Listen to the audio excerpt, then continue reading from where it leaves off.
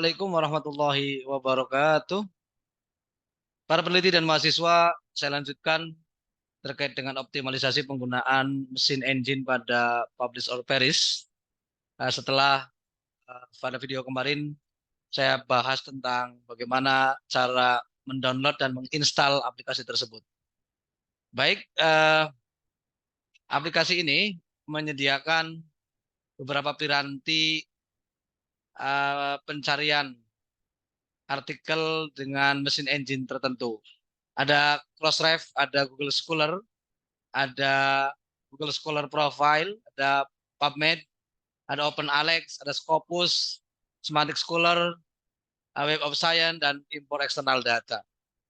Namun, uh, dari beberapa mesin engine ini tentu familiar di kalangan para peneliti dan mahasiswa bahwa Scopus dan Web of Science salah satu uh, indeksasi internasional yang bereputasi. Bahkan di Kemendikbudristek, Dikti, Kementerian Agama uh, menjadi salah satu syarat untuk kenaikan pangkat lektor kepala atau guru besar.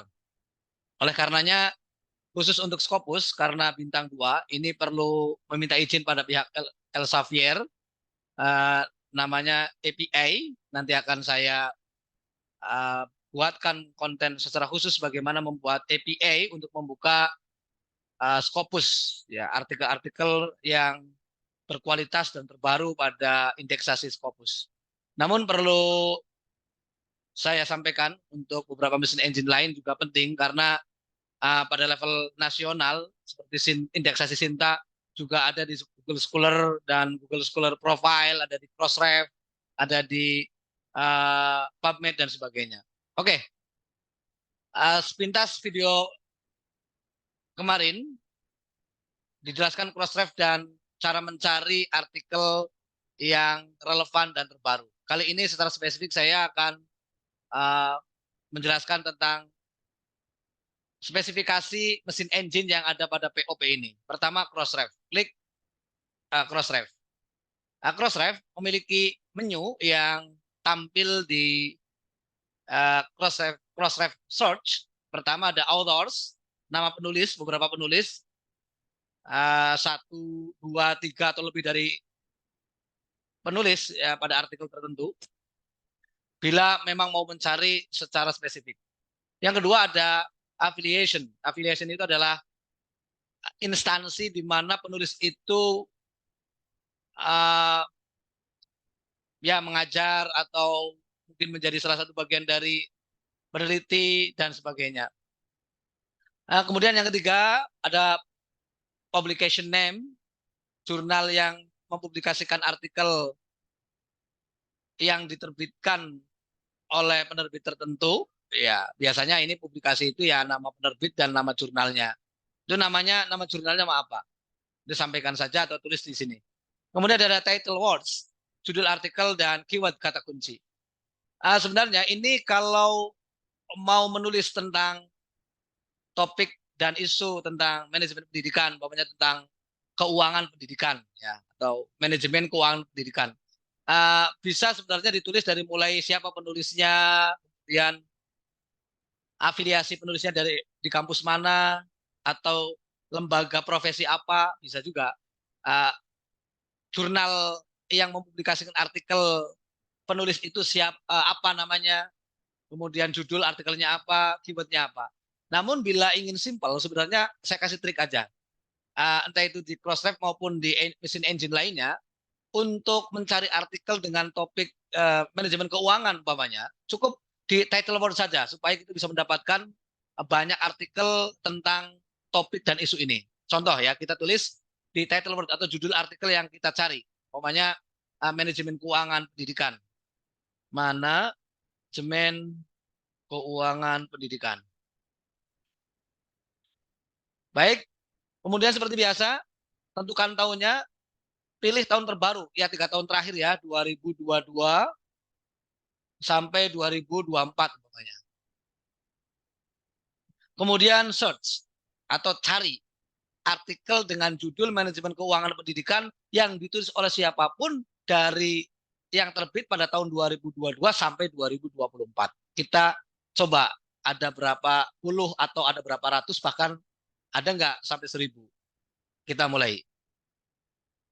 Ya, mencari 1000 results ya, masih nol out of maximum, 1000 results, sending next request, sedang proses. Nah, itu sudah muncul beberapa artikel dengan topik dan isu manajemen keuangan pendidikan atau dengan judul artikel manajemen keuangan pendidikan yang terbit pada tahun 2022 sampai 2024. Nah, kita tunggu, sudah 200 dari total pencarian 1000. Ya, mendeteksi, ya menginginkan 1000 artikel yang berjudul manajemen keuangan pendidikan yang ditulis oleh pakar dimanapun, ya baik nasional maupun internasional, yang terindeksasi cross-ref, ya terindeksasi cross-ref gitu. Ya sudah 400 ini, 400 artikel. Perlu diketahui bahwa artikel teratas itu artikel yang terbanyak disitasi oleh para penulis lain. Jadi artikel teratas itu adalah artikel yang banyak argumen-argumennya banyak dikutip oleh pakar-pakar lain, sehingga mesin engine POP ini mengurutkan dari mulai citasi tertinggi sampai yang tidak ada citasinya sama sekali. Ya, masih proses, sudah sampai 700, ini 700 artikel dari 1000 pencarian. Ya, sangat mudah sekali. Kita bayangkan, kita tidak perlu untuk mencari buku-buku dan artikel-artikel yang tercetak di beberapa library, ya, dari kampus ke kampus, dari perpusnas umpamanya ke Gramedia, nggak usah. Ini cukup memberikan solusi bagaimana kita bisa mencari literatur yang relevan dan terbaru terkait dengan topik dan isu yang sedang kita kaji atau sedang kita teliti. Oke, sudah selesai. Tadi sekitar 700 lebih ya. Ya, ini kita bisa scroll ke bawah, banyak sekali, luar biasa. Ya, cara untuk membuka artikel yang sudah disediakan oleh POP ini berdasarkan pencarian tadi, ya, dengan title words manajemen keuangan pendidikan, dan tahun terbitnya adalah 2022 sampai 2024. Baik, karena yang teratas adalah disitasi oleh 4 orang, ternyata ada pada tahun 2022. Judul artikelnya tentang, ya klik saja, nanti muncul di sebelah kanan di sini. Akan muncul judul ya di sini. Nah, di sini. Judulnya manajemen pendidikan inklusif dalam meningkatkan mutu pendidikan. Nah, ternyata uh, keuangan pendidikan itu masuk dalam mutu pendidikan umpamanya. Oke, mungkin para peneliti dan mahasiswa ingin lebih spesifik, ingin yang judulnya langsung masuk pada keuangan pendidikan. Nah, maka silakan dicari artikel lainnya di bawahnya. Bawahnya kita coba set. Ya, ini manajemen penyelenggaraan pendidikan inklusi, masih inklusi. Kemudian suku bunga, pengaruh inflasi, suku bunga dan nilai tukar terhadap harga saham PT Telkom. Ya, ya memang perlu kita spesifikkan lagi pencariannya walaupun temanya tentang keuangan pendidikan. Nah, pada artikel yang diterbitkan oleh Jurnal Education Management and Leadership, ditulis oleh Trisno Widodo, Ilham Muhammad, Rani Darmayanti dan kawan-kawan, itu ada. Judul artikel adalah manajemen keuangan pendidikan berbasis digital, sebuah kajian pustaka namanya. Oke, tahun 2023 diterbitkan. Kita buka, caranya gimana? Bisa klik 2 kali, ya, tik-tik 2 kali di sini, ya, begitu caranya. Nanti akan diarahkan ke websitenya. Nah, seperti ini. Ke website jurnalnya. Nah, nah ini diklik 2 kali akan muncul seperti ini, ya. Jurnal Indonesian Journal of Education Management and Leadership dengan judul artikel manajemen keuangan pendidikan berbasis digital, sebuah kajian pustaka. Nah, para peneliti dan mahasiswa bisa mencari di sini. Biar lebih simpel, nanti bisa mencari hasil penelitiannya saja, findingnya bawahnya. Bagaimana sih keuangan pendidikan menurut artikel ini? Ya, dibaca oleh peneliti, oleh mahasiswa, karena ingin mengutip hasil penelitian pada artikel ini, maka langsung ke finding saja simpelnya, ya, atau biar praktis dan cepat bagaimana bisa mengutip ide-ide atau temuan-temuan peneliti yang relevan dengan topik dan isu yang sedang diteliti oleh para peneliti atau mahasiswa, maka lihat saja findingnya. Okay, the result of the study include 1. Education financial management, 2. Principle of digital based education financial management, 3. ekserta. Jadi temuannya ya ada di sini berdasarkan temuan penelitian tentang manajemen keuangan berbasis digital, itu ada tata kelola keuangan pendidikan, ada prinsip digital dan bagaimana mengelola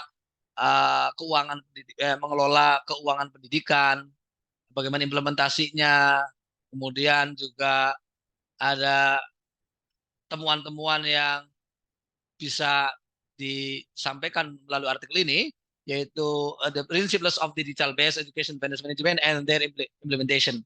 Bagaimana pentingnya integrasi antara digital dengan tata kelola keuangan pendidikan. Nah, itu bisa kemudian dijadikan argumen di latar belakang penelitian atau di pendahuluan untuk memulai topik dan isu yang berkembang tentang bagaimana tata kelola pendidikan, tata kelola keuangan pendidikan di madrasah apa gitu ya.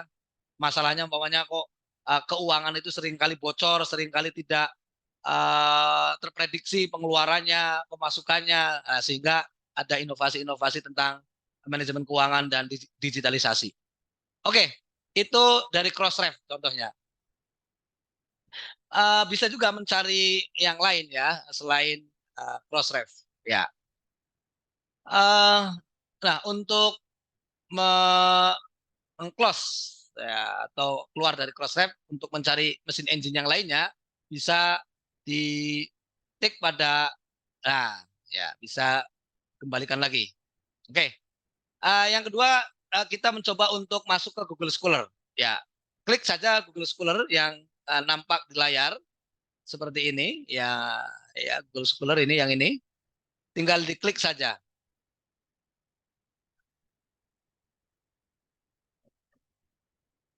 Iya, Google Scholar.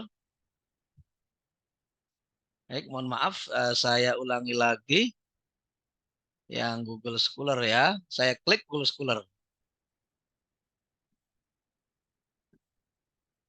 Rupanya ya tergantung ya. Oh, ininya sedang ini. Saya close dulu POP-nya. POP-nya saya close dulu. Ya,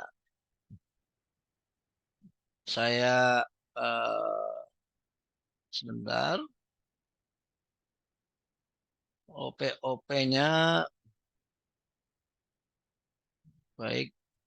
Nah, untuk Google Scholar langsung aja klik pada Google Scholar.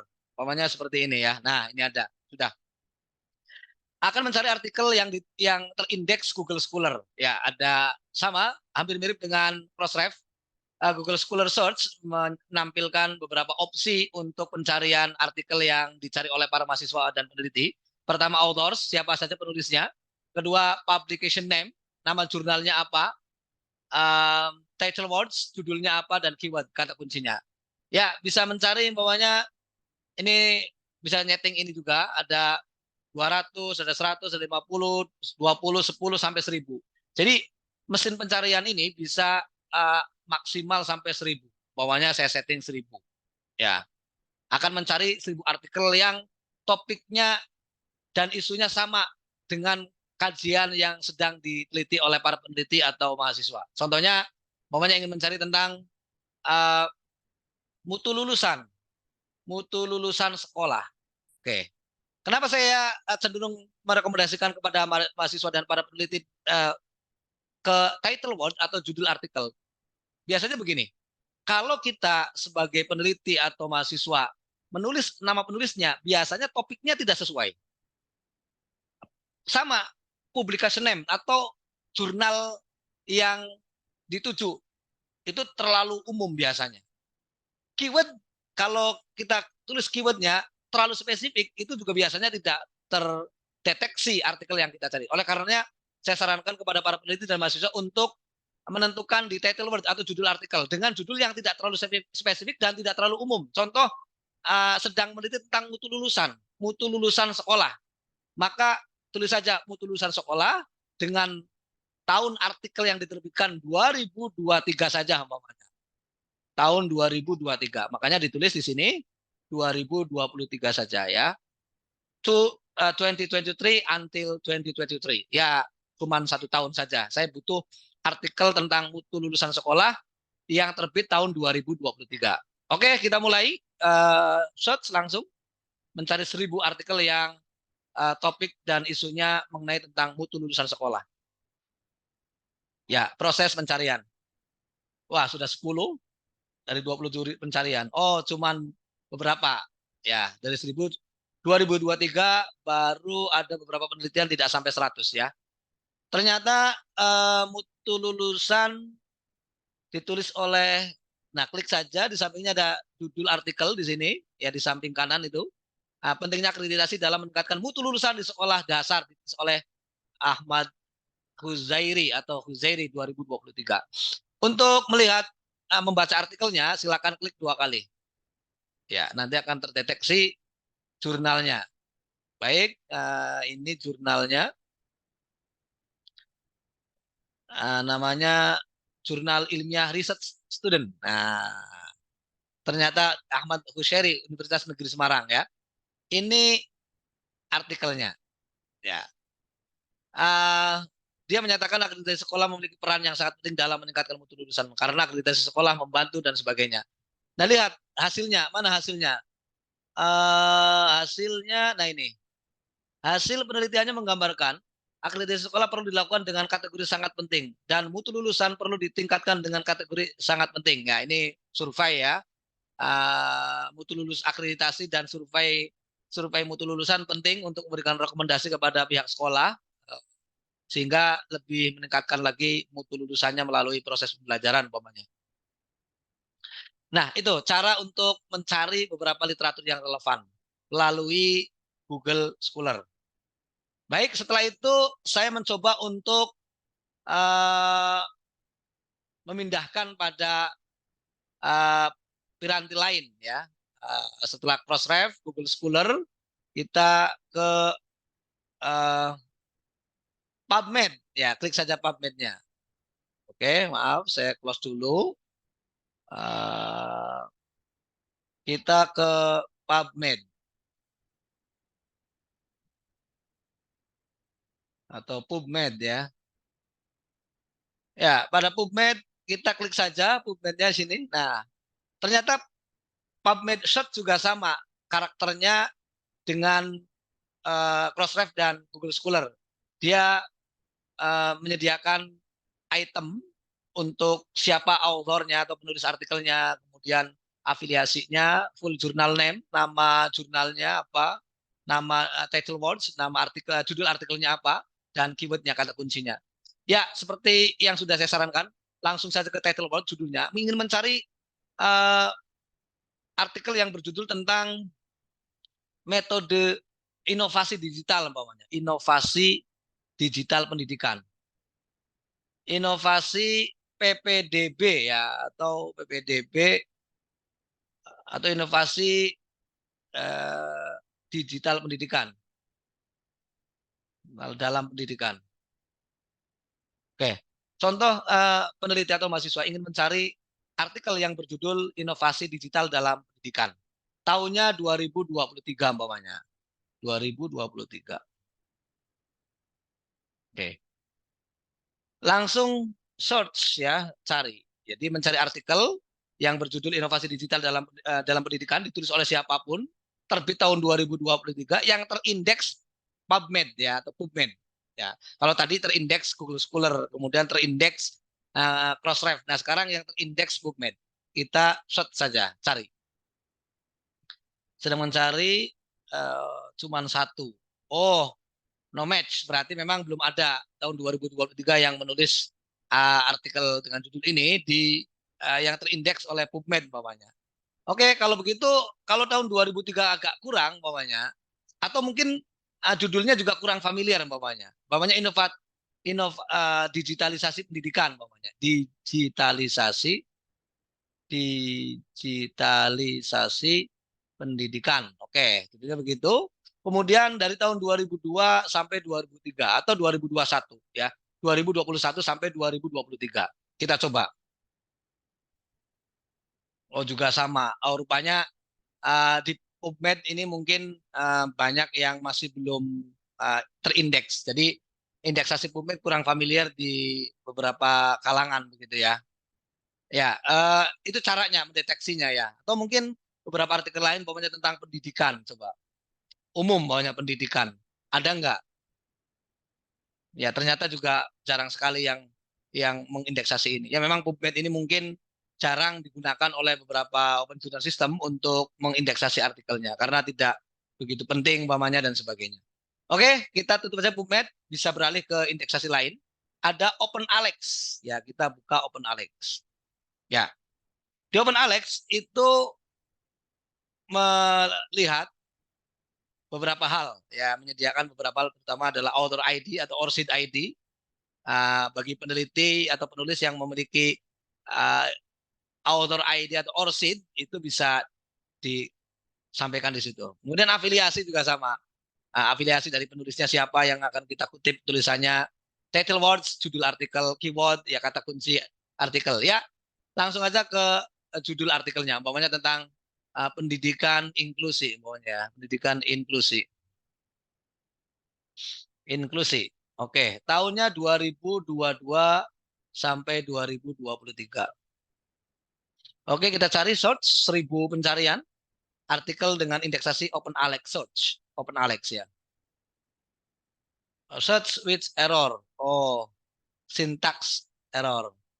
Ya, kemungkinan besar kalau eh, ini harus ada author ID-nya. Contoh author ID saya ya. Pokoknya ini saya author ID Imam Tabroni ya. ID Orsid. Baik, saya coba untuk memakai ID Orsid saya apakah terdeteksi atau tidak. Iya, Orsid dan search. Nol. Ya, sedang proses. Oh ya, betul memang harus pakai ID ini untuk OpenAlex sehingga bisa terdeteksi ya.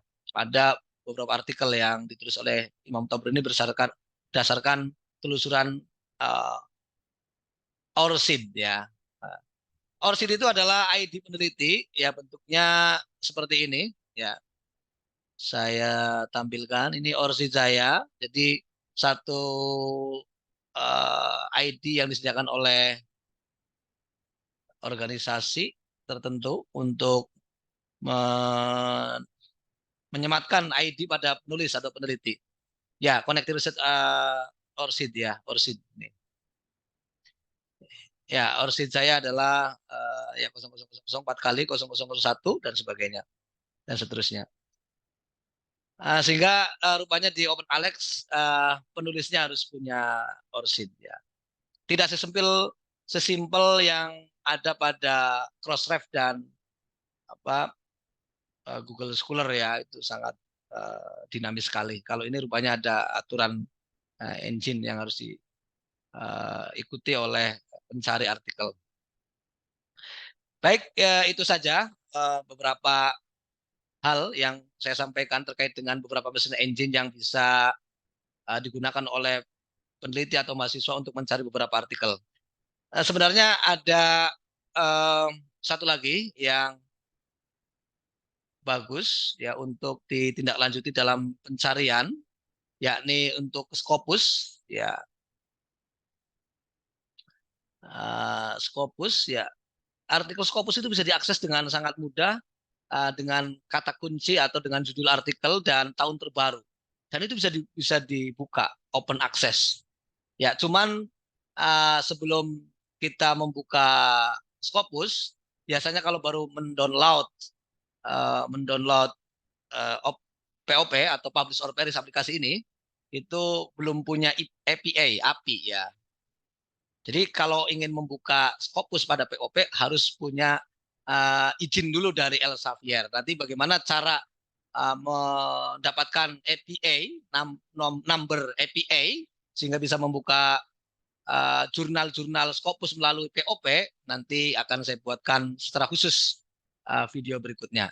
Terima kasih, itu saja. Jika ada beberapa hal yang masih bingung dan perlu ditanyakan, silakan komen di video YouTube ini. Terima kasih. Semangat terus para peneliti dan mahasiswa. Assalamualaikum warahmatullahi wabarakatuh.